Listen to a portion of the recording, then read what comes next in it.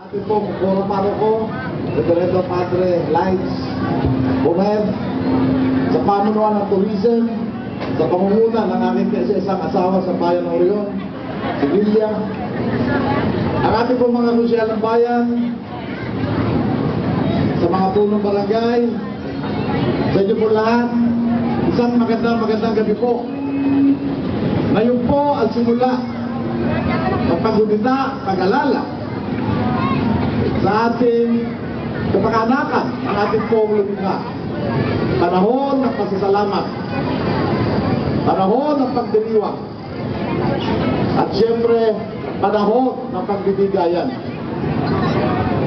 Sa 9 na taon po na ginawa natin ng mga nakaraang taon, pinilit natin na bigyan ng kasiyahan ang ating mga kababayan sa pamamagitan ng 9 na gabi na tuloy-tuloy na papalabas dito sa ating liwasang balagtas.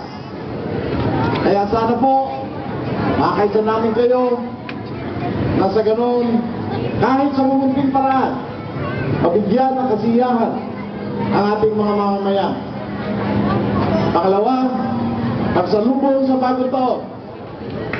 Bagong taon, bagong buhay, bagong sigla para sa ating pamayanan.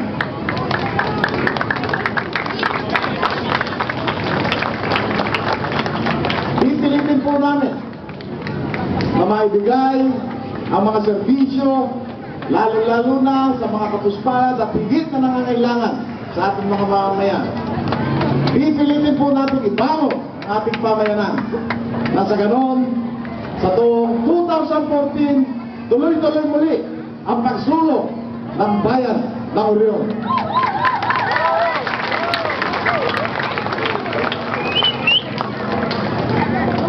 Sana po, ang darating na taon, maging mabiyaya sa ating lahat, lalo-lalo na sa ating pamayanan. Napakarami po programa at nakahilera para sa ating bayan. At sana po, kaisa ang bawat isang mamamayan ng bayan ng Orion sa muling pagsulong na minamahal nating bayan ng Orion.